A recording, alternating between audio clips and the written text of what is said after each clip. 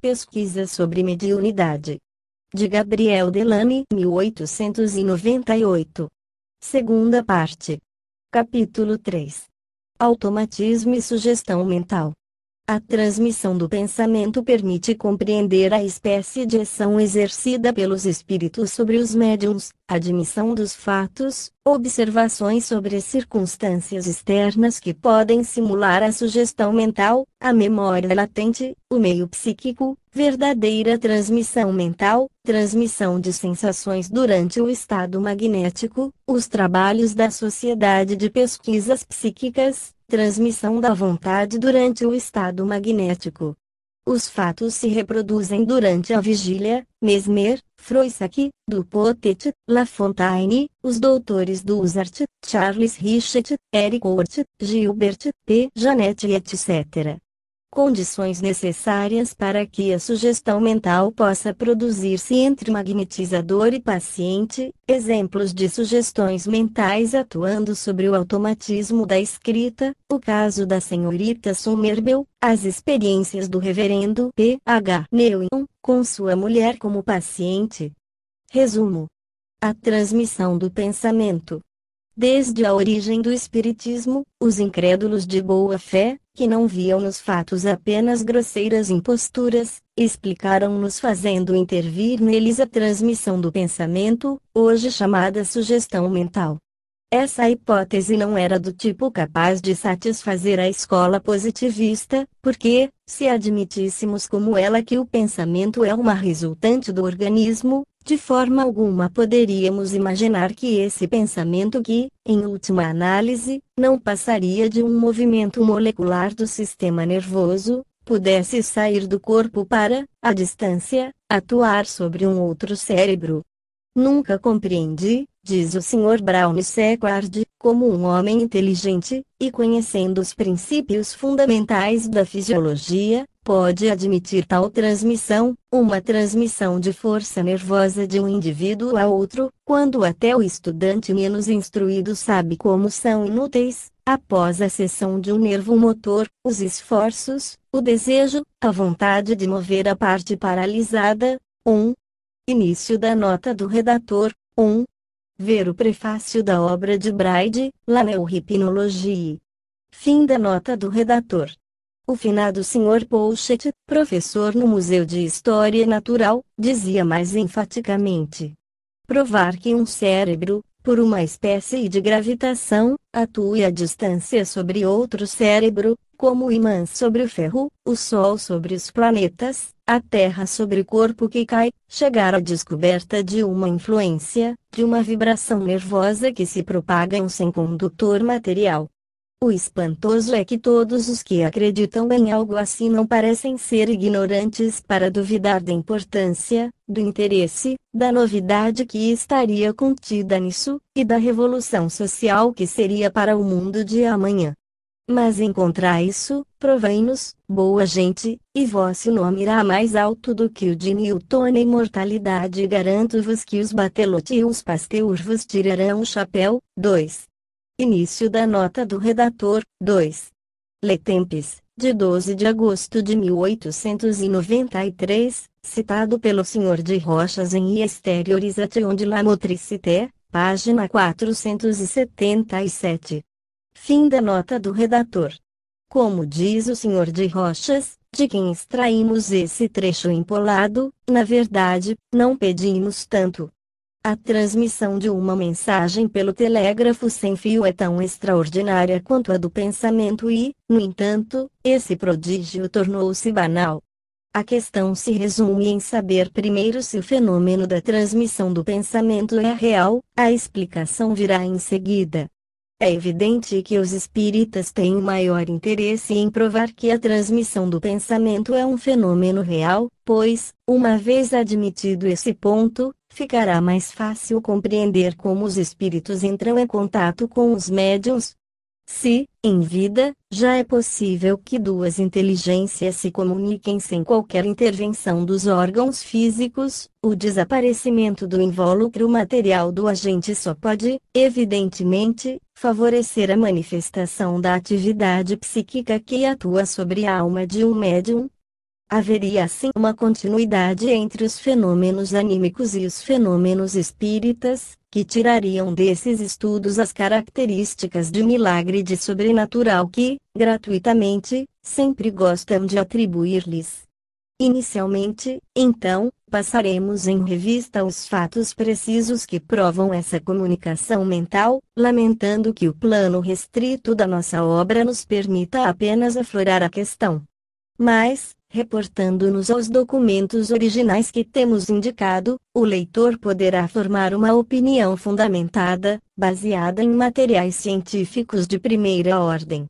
Também não entra no nosso plano pesquisar o processo pelo qual se opera a transferência do pensamento de um indivíduo a outro.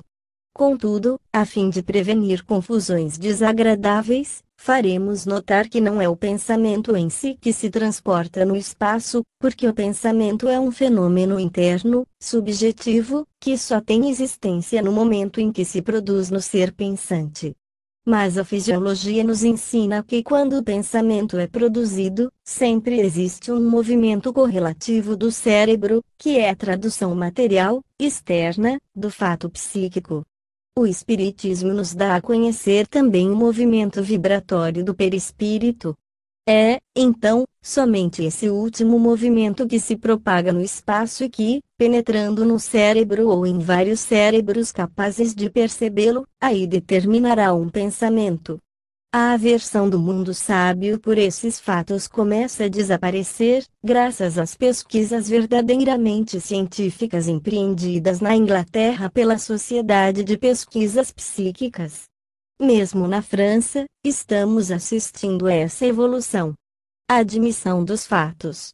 Falando da sugestão inconsciente, o Sr. Beaunis, professor de fisiologia na Faculdade de Medicina de Nancy, diz: por mais que o espírito humano hesite em reconhecer a realidade de fenômenos que se chocam completamente com ideias consagradas, é bom registrar esses fenômenos, deixando ao futuro a tarefa de verificá-los rigorosamente e tentar explicá-los. Aliás, o mesmo autor, 3, falando da sugestão mental, diz também: estamos lidando aqui, sem a menor dúvida, com um fato que subverte em todas as nossas ideias sobre a função do cérebro. Quanto a mim, até recentemente não conseguia acreditar nessas coisas. Hoje estou inevitavelmente convencido de que não se pode rejeitá-las. Os êxitos, na verdade raros, já são suficientes para não se pense em acaso, e, principalmente no momento em que a questão da transmissão do pensamento é levada perante o Fórum da Sociedade de Psicologia Fisiológica, achei-me na obrigação de prestar meu tributo, por mais estranhos que esses fenômenos me pareçam. Início da nota do redator, 3. Beaunis, H. Um Fight de Suggestio Mentale, Revue Philosophique, 1886, número 2, página 204. Fim da nota do redator. No seu livro dedicado ao estudo da sugestão mental, o Dr. Oshorowicz, professor de psicologia na Universidade de Lemberg, após ter afastado, por uma aguda análise, todas as causas que simulam a transmissão do pensamento, concluiu afirmando que tem absoluta certeza experimental de que todas as modalidades do pensamento podem transmitir-se a um indivíduo, em certas condições, que daqui a pouco iremos precisamente estudar. O Sr. Charles Richet, membro da Academia de Medicina, outrora completamente incrédulo, hoje admite essa forma de sugestão mental a que se deu o nome de telepatia. Para explicar as aparições de vivos, ele reconhece que o acaso, sozinho, não pode justificar todos os fatos, e que os exemplos com coincidência de acontecimentos reais são numerosos demais para que se possa explicá-los por simples alucinações. Considero impossível, diz ele, que essa imensa ilusão se prolongue sem alguma parcela de verdade.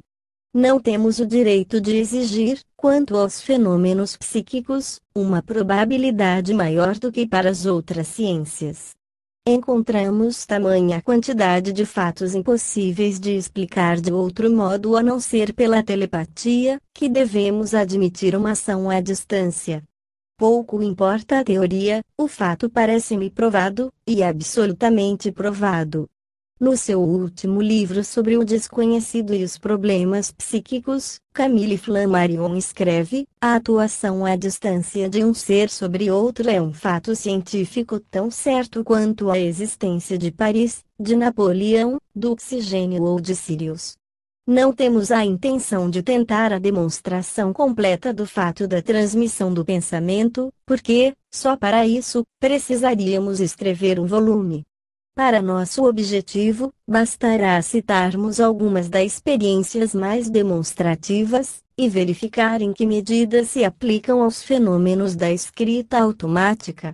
Talvez seja conveniente assinalarmos primeiro algumas causas de erros que podem levar a crer numa intervenção oculta, quando não estão em jogo nem a transmissão de pensamento dos assistentes, nem a ação dos espíritos. Eis algumas observações, cuja descrição buscamos com o Sr. Horowitz, que as resumiu muito bem e que são de molde a pôr os espíritas em guarda contra as ilusões que podem tão facilmente produzir-se nas reuniões íntimas, a que geralmente comparecem as mesmas pessoas. Papel da memória latente. Já insistimos quanto à importância desse fator até agora tão negligenciado. Relataremos mais um exemplo da sua ação. Eis uma experiência feita com um paciente adormecido, que simula a visão sem o auxílio dos olhos, e que também poderia ser repetida, tanto com a escrita automática como pela enunciação verbal. Pego um livro fora das vistas do paciente, diz o Sr. Horowitz, abro-o ao acaso e mando ler. Não estou enxergando bem, diz ele. Sugiro-lhe as 2 ou 3 primeiras palavras da página e animo a continuar. Está no meio do 2º volume, diz ele, capítulo tal, é o livro de Kraszewski, O Mundo e o Poeta. Perfeitamente. Continue, então. E, para nosso grande espanto, põe-se a ler uma página inteira, quase sem erros. Quando eu largava o livro, ele parava, lia correntemente quando eu tinha o texto sob os olhos. Mudei de página, ele continuava lendo bem. Algumas pessoas que assistiram a esta experiência acharam que tinham constatado a vidência, apesar das explicações que logo darei. Mas, se não era vidência, é preciso uma prova melhor da sugestão mental? Infelizmente, sim. Inicialmente, ele lia, embora menos bem, o livro fechado, bastando apenas comunicar-lhe a primeira frase do trecho. Não era, então, transmissão de pensamento, também não era vidência, porque sem a sugestão verbal ele nem sequer conseguia ler o número das páginas, nem reconhecer um objeto qualquer. Eis aqui a explicação do mistério. O rapaz em questão tinha lido recentemente, 2 vezes seguidas, o romance de Kraszewski acima mencionado, tinha-o lido como se lia na Polônia naquela época, principalmente aos 17 anos de idade. Sabia-o quase de cor. Evidentemente, no estado de vigília não conseguiria recitar páginas inteiras textualmente, mas, em suma, nossa experiência provou apenas uma coisa, uma espantosa vivacidade das lembranças em sonambulismo. E quanto à influência do meu pensamento, a causa era muito simples, ele via melhor quando eu estava olhando no livro, porque, automaticamente, eu lhe corrigia os pequenos erros. Foram exatamente esses erros que me sugeriram a verdadeira explicação da experiência, porque, em vez de ler mal uma palavra escrita, ele a substituía por outra, de sentido análogo, mas completamente diferente quanto à forma. Afastando-se de associações exatas por um erro semelhante, ele parava quando eu fechava o livro, porque eu não podia mais ajudá-lo. 4. Início da nota do redator, 4. Horowitz, La Suggestio Mentale, página 7. Fim da nota do redator. O meio psíquico. Quando se faz experiências frequentes nos mesmos meios, com as mesmas pessoas, é comum ocorrerem coincidências inesperadas entre as ideias dos pacientes e as dos experimentadores. Não há sugestões destes para aqueles, mas simplesmente um mesmo processo mental, levando a resultados idênticos. Eis como o Sr. Horowitz vê o mecanismo inconsciente. Sempre que várias pessoas permanecem juntas durante um certo tempo, entre suas inteligências se estabelece um encantamento recíproco. Basta então que um observador hábil, pelo pensamento, se isole do mecanismo involuntário, que as envolva mentalmente num apanhado geral, para, às vezes, prever o objeto que, dentro de alguns instantes, ocupará a atenção dos assistentes. É o mesmo mecanismo que faz com que frequentemente, numa reunião, duas pessoas emitam simultaneamente a mesma opinião ou façam a mesma pergunta. Quanto mais se conhece seu meio, mais sucesso se tem nessa clarividência psicológica. Lembro-me de que, sendo secretário de uma sociedade cujo objetivo era a publicação de uma enciclopédia de ciências, tinha preparado antecipadamente o protocolo de uma das nossas reuniões. Ia-se discutir a questão de saber se devia ou não, entre as ciências a serem tratadas, reservar um espaço à teologia. Acrescento que 2 padres integravam a comissão. Mas, conhecendo as pessoas e as opiniões, arrisquei a experiência. Constava do protocolo que a discussão geral terminara com a seguinte votação: a teologia deve ser tratada apenas como fazendo parte da história das religiões. Só precisei mudar algumas palavras para submeter o protocolo à assinatura dos membros. Evidentemente, não se é tão bom profeta sem ser cúmplice, mas sempre somos cúmplices quando inspiramos a execução de uma ideia que nos ocorre maquinalmente. Vejamos um exemplo: você é frequentador habitual de uma casa. Não se lembra de que, na última vez, falou-se sobre a política colonial e que, logo depois, uma senhora sentou-se ao piano.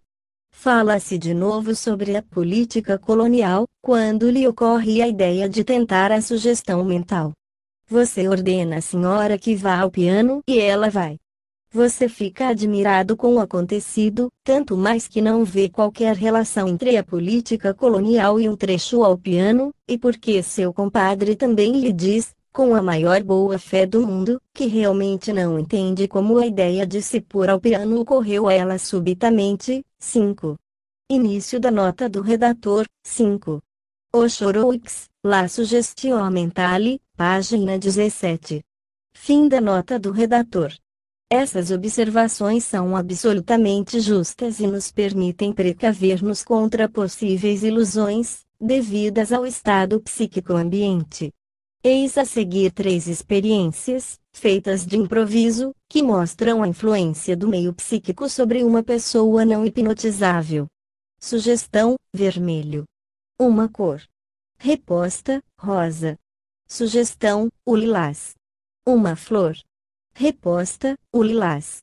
Sugestão: uma pessoa presente. Reposta: D.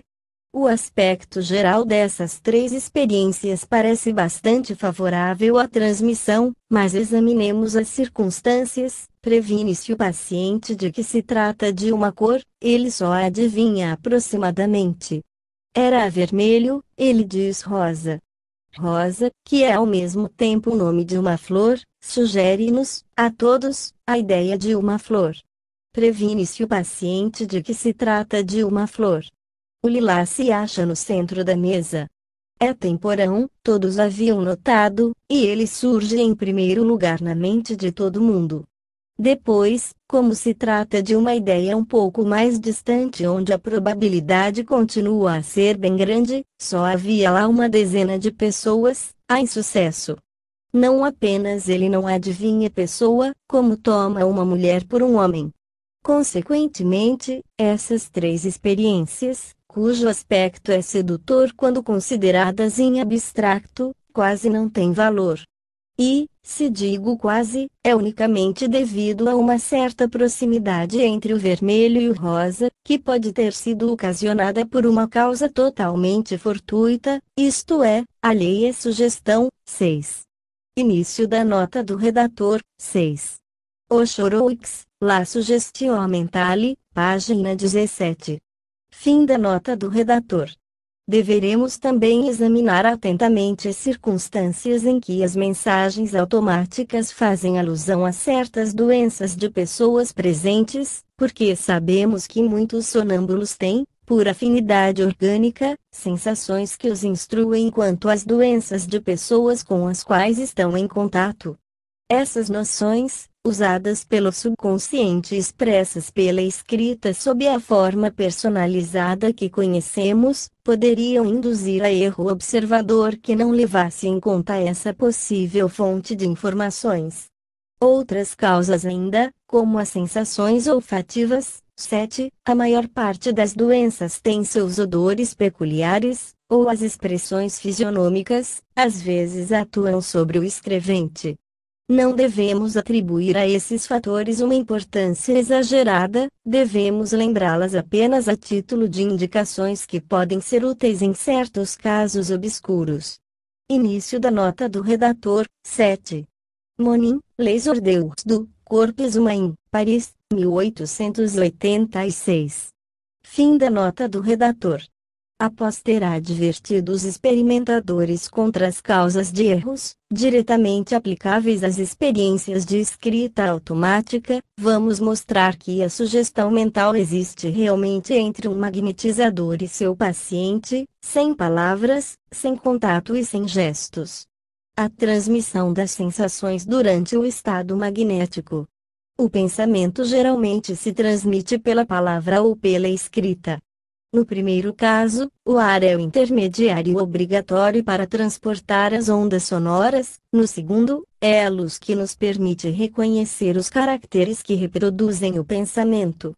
Ocorre, também, que se adivinhe o pensamento de uma pessoa por seus gestos, uma vez que a mímica se baseia na relação existente entre as ideias e os movimentos do corpo que as exprime.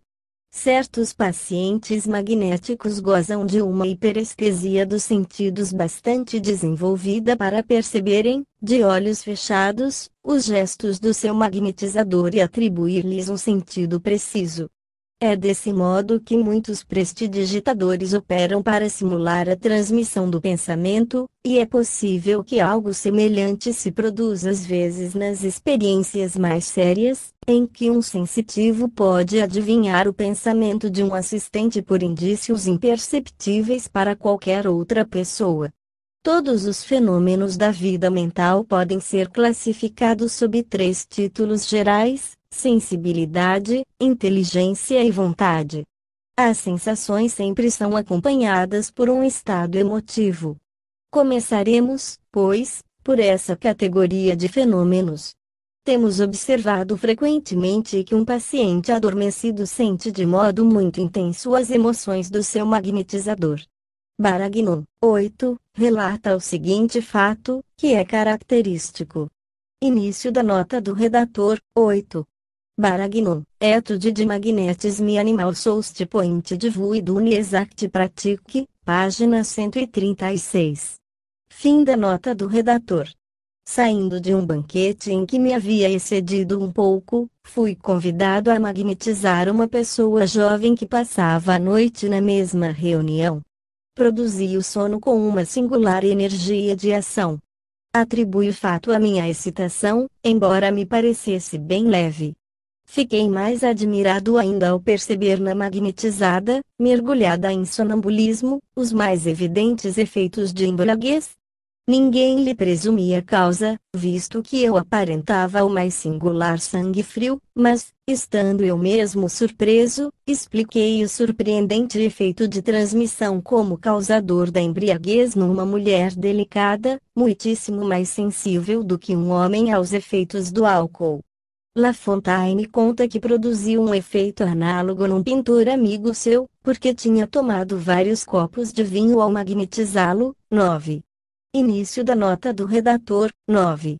La Fontaine, Memoires du Magnetisateur, tomo 1, página 96.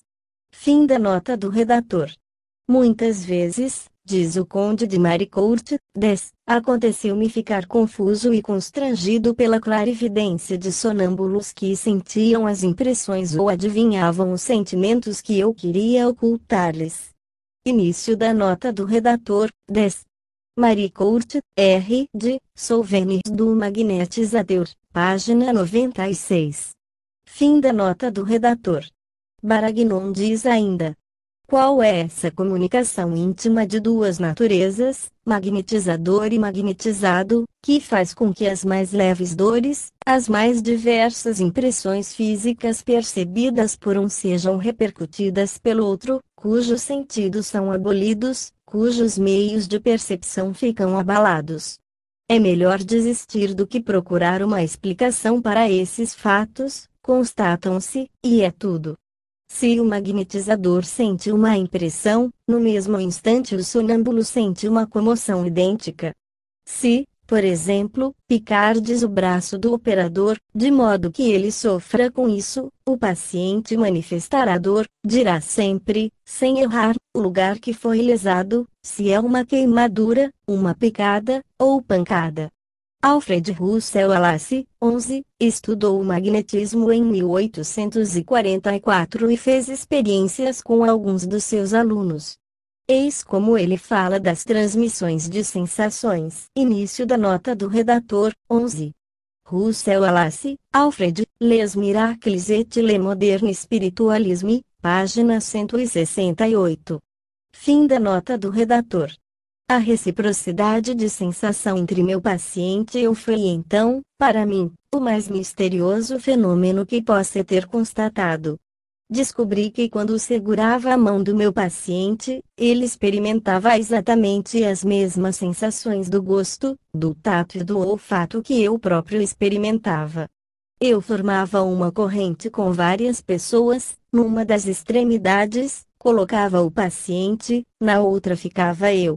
Quando, em perfeito silêncio, era beliscado ou picado, o paciente imediatamente levava a mão à parte correspondente do seu corpo, queixando-se de estar sendo picado ou beliscado também. Se eu punha na boca um pouco de açúcar ou de sal, no mesmo instante o paciente começava a chupar e logo, por gestos e palavras, mostrava de maneira bem expressiva que experimentava a mesma sensação de sabor que eu. Até agora, nunca me satisfiz com as explicações dadas por nossos fisiologistas para esse fato. Estes não vão além da suposição de que o rapaz não experimentava qualquer sensação do gosto ou do tato, mas que, por uma acuidade extranatural de audição, tomava conhecimento do que eu sentia na pele ou no paladar. Ora, é contrário ao resultado de todas as nossas pesquisas que meu paciente tenha gozado de alguma acuidade extranatural dessa espécie, e a experiência era precisamente conduzida de modo a impedir que o rapaz recebesse, por meio dos sentidos, qualquer noção do que eu sentia ou tocava. A Sociedade Inglesa de Pesquisas Psíquicas estudou esses fenômenos durante vários anos e afirma que a transmissão de sensações está absolutamente provada. Eis um exemplo do modo de proceder que foi empregado. 12. Início da nota do redator. 12. Proceedings, volume 1, parte 3, página 225.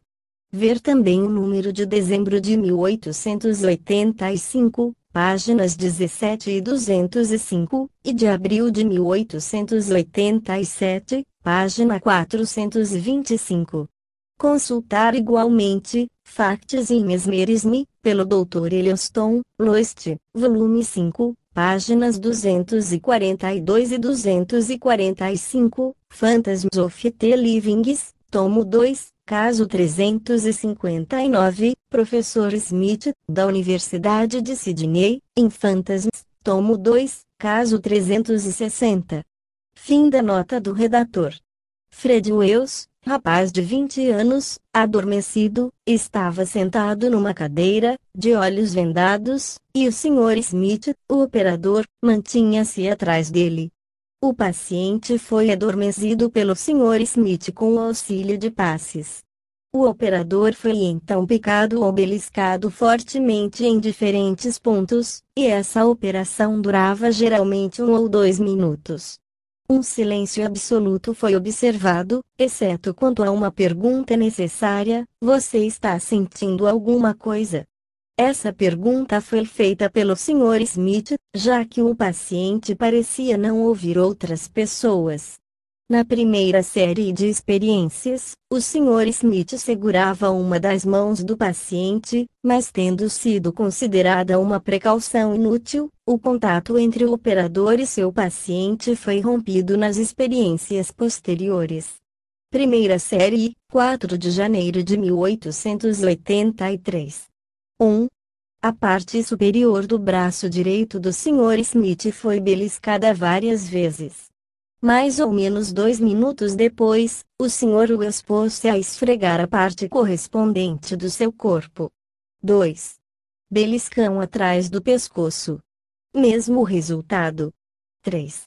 A panturrilha da perna esquerda golpeada. Mesmo resultado. 4. A orelha esquerda beliscada. Mesmo resultado. 5. As costas da mão esquerda beliscadas. Mesmo resultado. 6. As costas golpeadas. Mesmo resultado. 7. Os cabelos puxados. Wells localizador no seu braço esquerdo. 8. O ombro direito golpeado. A parte correspondente do paciente é determinada com exatidão. 9. As costas da mão esquerda beliscadas. Mesmo resultado. 10. Picada atrás do pescoço. Mesmo resultado. 11. Dedo do pé esquerdo pisado. Ação nula. 12. Orelha esquerda picada. A parte correspondente é indicada com exatidão. 13. O ombro direito golpeado atrás. Mesmo resultado. 14. A panturrilha da perna direita beliscada. Wells toca seu braço. 15. A palma da mão esquerda picada. A parte correspondente é indicada exatamente. 16. O pescoço, abaixo da orelha direita, picado. Mesmo resultado. Consequentemente, temos aqui, em 16 experiências, 13 sucessos, 3 fracassos. Na segunda série de experiências, Wells tinha os olhos vendados como anteriormente, mas, além disso, um biombo o separava do Sr. Smith.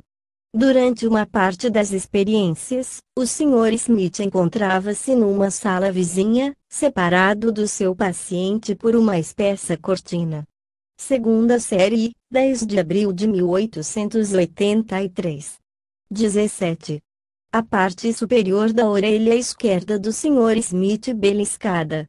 Aproximadamente 2 minutos depois, Wells grita, quem me beliscou, e põe-se a beliscar a parte correspondente.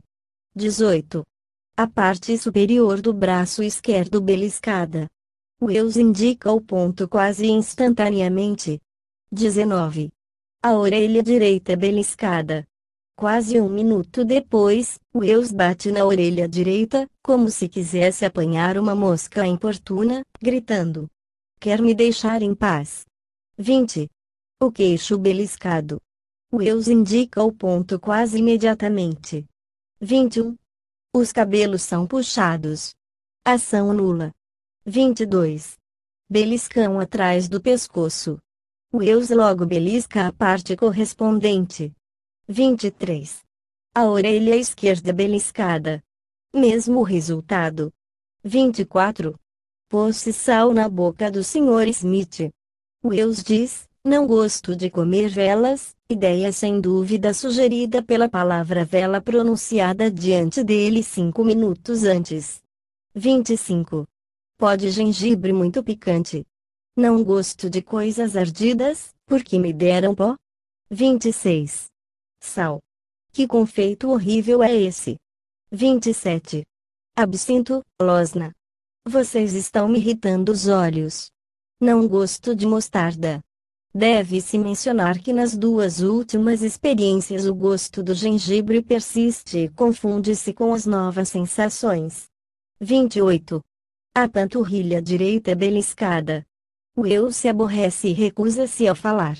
Finalmente estende a perna direita com violência e esfrega a panturrilha. Depois dessa experiência, Wells fica muito irritado e não quer mais responder às perguntas, dizendo que, se prosseguir, vão continuar a beliscá-lo. Durante esse tempo, a panturrilha esquerda do Sr. Smith foi beliscada continuamente. Então, diz o Sr. Shorowitz, em 24 experiências concernentes ao tato, houve 20 sucessos. Entre os 4 fracassos, somente 2 poderiam ser previstos, pois ao puxar os cabelos raramente se conseguiu produzir uma transferência. E uma vez a resposta não foi dada, e uma vez somente foi errada.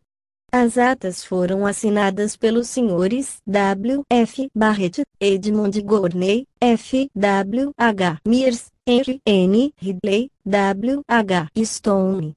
Georges Wilde F. Pudmore. A transmissão de emoções e de sensações é, portanto, nítida. Realiza-se à distância, como os antigos magnetizadores haviam assinalado, 13, e como mais tarde verificou o Sr. P. Janet. Eis seu testemunho, 14. Início da nota do redator, 13. Ver La Fontaine, Memoirs, tom 1, página 157. 14. Janet, P. Notes sur quelques faits de sonambulisme, Bulletin de la Société de Psychologie et Physiologique, 1885, fascículo 1, e Revue Philosophique número 8, agosto de 1886. Fim da nota do redator. A senhora B. parece experimentar a maioria das sensações experimentadas pela pessoa que adormeceu. Quando esta bebia, a senhora B. achava que ela própria estava bebendo. Reconhecia sempre exatamente a substância que eu punha na boca e distinguia perfeitamente se eu estava provando sal, pimenta ou açúcar. Observamos que o mesmo fenômeno ocorre se estou num outro aposento. Mesmo então, se belisco minha perna com força, ela grita e se zanga porque a beliscaram. Enfim, meu irmão, que assistia a essas experiências e que tinha sobre ela uma singular influência, porque ela o confundia comigo, tentou uma coisa mais curiosa. Mantendo-se em outra sala, queimou fortemente seu braço, enquanto a senhora B. estava na fase de sonambulismo letárgico, 15, em que experimenta as sugestões mentais. A senhora B. deu gritos horríveis e foi-me difícil contê-la. Ela segurava seu braço direito, acima do pulso, e queixava-se de que estava doendo muito. Ora, eu mesmo não sabia o ponto exato onde meu irmão tinha se queimado. Era mesmo naquele lugar. Quando a senhora B. foi acordada, vi, com surpresa, que ela ainda segurava seu pulso direito, queixando-se de que estava doendo muito, sem saber por quê. No dia seguinte ela ainda cuidava do braço com compressas de água fria, e, à noite, constatei uma inchação bem visível no local exato em que meu irmão tinha se queimado. Deve-se observar, porém, que durante o dia ela tinha apalpado e coçado o braço. Esse fenômeno da comunicação de sensações só se produz após uma longa sequência de sessões e no fim de uma sessão que tenha durado várias horas, assim, não tornei a vê-lo com a mesma nitidez. Início da nota do redator, 15. Sonambulismo letárgico é uma contradição. Trata-se de um estado intermediário entre a ideia, letargia, e a poliideia, sonambulismo, isto é, um estado monoideico, nota do Sr. Shorowitz. Fim da nota do redator. Transmissão de ideias durante o estado magnético. Hoje sabemos que, em certas doenças, os pacientes em crise apresentam estados análogos ao sono magnético, 16, não sendo portanto surpreendente que se tenha constatado, às vezes, a transmissão de pensamento entre exorcistas e doentes, que se acreditava possuídos pelo demônio.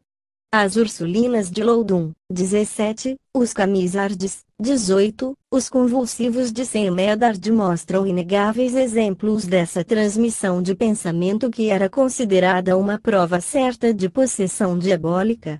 Citamos um exemplo pouco conhecido, extraído do Dr. Dupuy, 19. Início da nota do redator, 16. Richet, Charles, L'homme et l'intelligence, les démoniaques d'autrefois, página 297. 17. Bertrand, Le magnétisme animal, página 435, Théâtre sacré de Sévenis. 18. Bertrand, Le magnétisme animal, página 435, Théâtre sacré de Sévenis. 19. Dupuy, Ciências ocultas et Physiologie psychique, página 104. Fim da nota do redator. As religiosas do convento de Auchone, sob comando, ou mesmo sob ordem mental dos exorcistas, caíam em êxtase. Nesse estado, tornavam-se insensíveis à dor, como se constatou enfiando agulha sob as unhas da irmã Denise. O bispo de Chalons relata que todas as ditas moças, tanto seculares como regulares, num total de 18, tinham o dom das línguas e respondiam em latim aos exorcistas, fazendo às vezes discursos inteiros na citada língua. Quase todas testemunharam ter conhecimento do interior e do segredo do pensamento, o que apareceu particularmente nas ordens interiores, que lhes foram dadas pelos exorcistas em diversas ocasiões, a que geralmente obedeceram exatamente, sem que as ordens fossem expressas por palavras ou por algum sinal exterior. O dito bispo fez várias experiências sobre isso, entre outras com a pessoa de Denise Parisette, a quem ordenou, no fundo do pensamento, que fosse vê-lo para ser exorcizada, tendo ela ido incontinenti, embora morasse num bairro da cidade bem distante, dizendo ao senhor bispo que ele a tinha mandado ir, o que ela fez diversas vezes. Logo veremos experiências análogas feitas atualmente. E também com a pessoa da irmã Jamin, noviça, que ao sair do exorcismo falou-lhe da ordem interior que ele tinha dado ao demônio durante o citado exorcismo. E com a pessoa da irmã Borton, a quem, tendo ordenado mentalmente, no auge das suas agitações, que fosse prosternar-se diante do Santo Sacramento, de barriga contra o chão e braços estendidos, no mesmo instante ela executou a ordem dada por ele, com uma presteza e uma precipitação extraordinárias. Eis aí demônios bem sábios e complacentes. Após sua descoberta do sonambulismo, Puisegur ficou surpreso ao ver que seu paciente repetia em voz alta uma área que ele cantarolava interiormente. 20. Início da nota do redator. 20. Puisegur, menores por servir a établissement do magnétisme, páginas 22, 29 seguintes. Fim da nota do redator.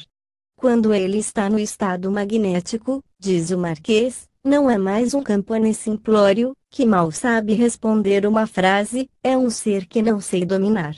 Não preciso falar-lhe, penso diante dele, ele me ouve e me responde. Entra alguém no seu quarto, ele vê se eu quero. Ele fala bem, diz as coisas que quero que diga, nem sempre tal como lhe has dito, mas como a verdade exige. Quando quer falar mais do que acho prudente que se ouça, então detém-lhe as ideias, as frases, no meio de uma palavra, e mudo-lhe completamente o pensamento. O Dr. Petetin, 21, a princípio adversário do magnetismo, observa sobre uma doente. Início da nota do redator. 21. Petetin, memoire sur ta découverte des phénomènes qui présentent la catalepsie et le sonambulisme, Lyon, 1787. Fim da nota do redator.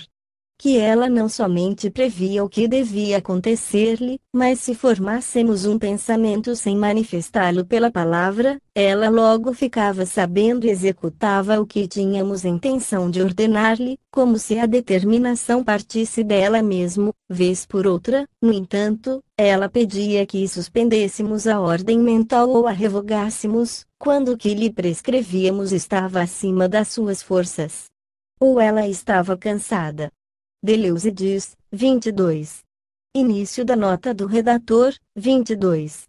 Deleuze, Introduction pratique sur le magnétisme animal, página 135. Fim da nota do redator. Quando queremos pedir alguma coisa aos sonâmbulos, devemos expressar nossa vontade com palavras. Os bons sonâmbulos ouvem sem que lhes falemos. Mas, por que empregar esse meio sem necessidade? Sharpigno, 23, afirma, nestes termos, sua certeza quanto à comunicação do pensamento. Início da nota do redator, 23. Sharpigno, Physiologie, Medicine et Metaphysique du Magnétisme, página 32. Fim da nota do redator. Muitas vezes formamos na nossa mente imagens fictícias, e os sonâmbulos que questionávamos viam essas imagens como realidades. Com frequência, obtivemos uma palavra, um sinal, uma ação, segundo uma pergunta mental. Outros, fazendo aos sonâmbulos perguntas em línguas estrangeiras desconhecidas dos magnetizados, obtiveram respostas indicando não a compreensão do idioma, mas do pensamento daquele que falava, porque, se o experimentador falava sem compreender, o sonâmbulo não era capaz de captar o sentido da pergunta. Poderíamos multiplicar esses testemunhos citando trechos extraídos das obras dos doutores Teste, Poel, Barrier, Comet, Perronnet e etc.